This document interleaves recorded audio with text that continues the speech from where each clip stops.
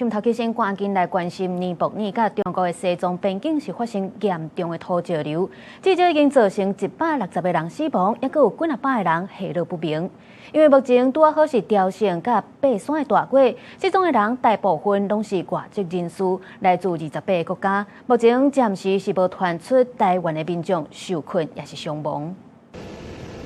透過空翕的鏡頭，8月26號，水崩山甲土石流侵襲的中國甲尼泊爾邊境，西藏的日喀則市吉隆考縣已經予大片的土霾蓋掉了，真濟厝早就予陰陰去。尼泊爾已經派出軍隊協助民眾撤離，對水崩山拼落來的景象，真濟人想到也是心驚驚。यो जबसम्म यस्तो देख्नु भएको छ नि तपाईँहरूले, यो सबै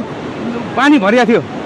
यहाँ तपाईको चाहिँ छ नि, यहाँ आएर पनि हेर्न नसक्ने अवस्था थियो। हामी अझ जुन ठाउँमा अब उभियौँ नि, त्यहाँ आएको थियौँ, माथि बस्यौँ, तलमा भनेर तलसम्म छोपेर पानीले त्यहाँ हिलो छापिदियो।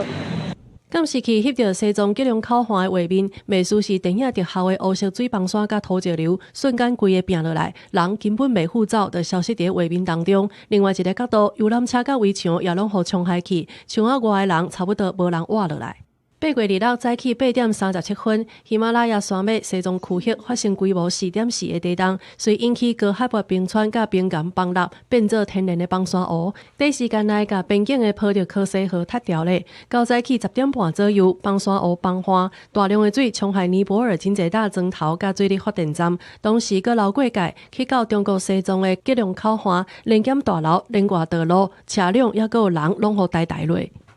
吉隆考縣是中國甲尼泊爾之間上重要的國際性考縣，也是大陣國際遊客甲印度鄉丁卡去西藏拉薩等地的交通要點。目前拄好是西藏新山、公林坡際鳳雕城甲喜馬拉雅山健行的大季，所以失聯的人大多數攏是外籍遊客，有來自印度、美國、英國、澳洲、南韓、日本等等28個國家地區。目前西藏當地有51個台灣旅客，因為吉隆重災區通信全部斷去，目前暫時無接到有台灣人傷亡也是受困的通報。公視新聞，景元慶編譯。